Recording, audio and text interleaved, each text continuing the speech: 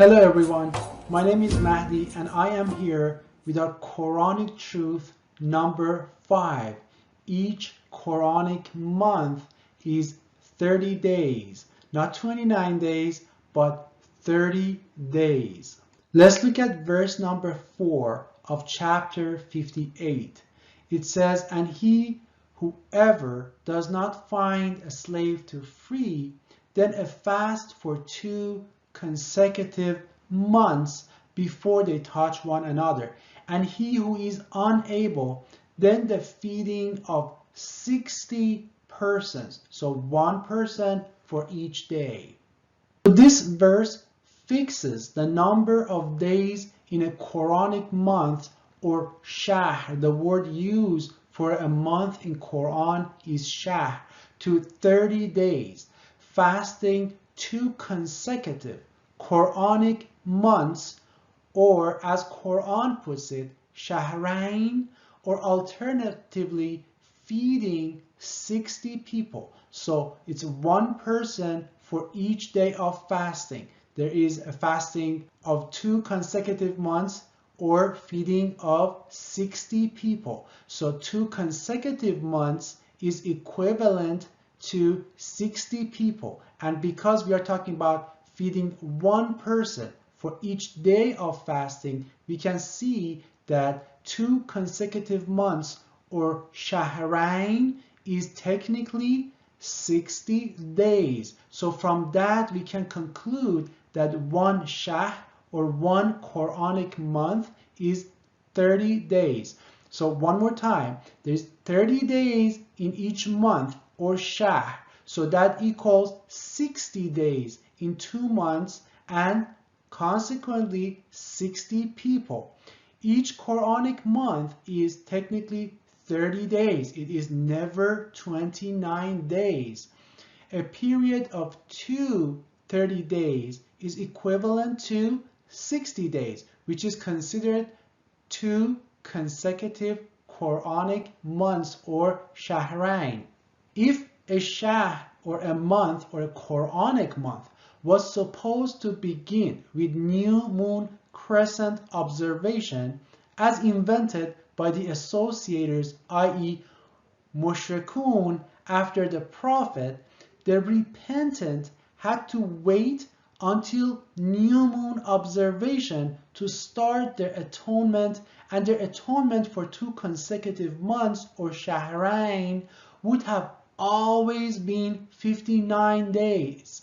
It would have never been 60 days, which is always 1 day shorter than the required 60 days. This is because Quranic months has nothing to do with lunar cycles that are 29.5 days. As you know, each lunar cycle is 29.5 days. Lunar cycles can never be 30 days. They are always 29.5 days. Because of that, if you look at lunar months, there always are the 29 days or 30 days to average 2 months to 29.5 days. Whereas Quran tells us that each Quranic month is actually 30 days. As you can see, Quran is very clear, very specific, but we have to stop, pause, think about it.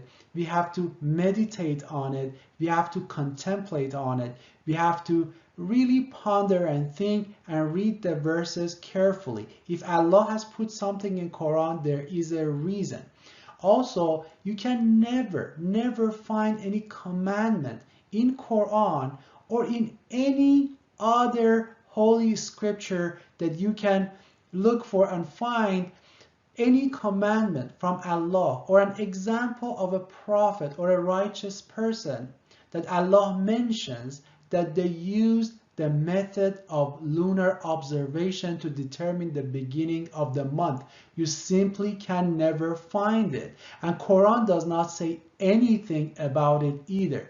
So actually Quran defines each Quranic month as 30 days, which is very, very important.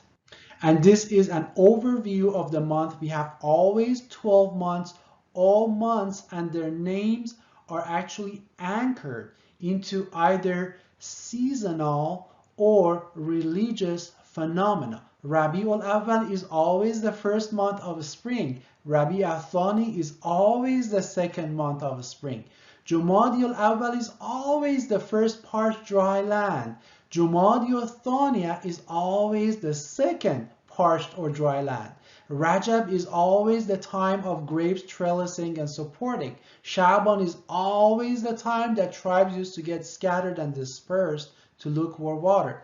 Ramadan is unmistakable. Ramadan is always the first rains, the period of first rains or early rains at the end of summer and beginning of fall. Shawwal is always the time that female camels would be in calf at this time and they would raise their tails.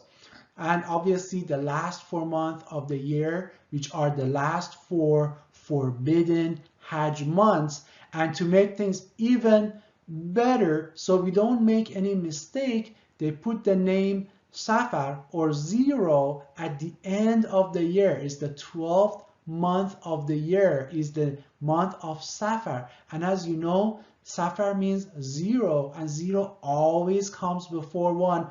So we can never mistake that with any other month. So when Safar, when 0 starts, and then after that number 1, Rabiul Awwal starts again. So as I mentioned, each Quranic month is 30 days. So I have another video, and in that video I talk about Allah's calendar in detail. It's a very long video, it's about an hour and a half, but you are going to know everything you need to know about Quranic calendar. I put the link in the description if you are interested in watching it. Please don't forget to do Amr bil Ma'ruf wa Nahy anil Munkar, encouraging good and discouraging evil by sharing this video. Thank you everyone for watching.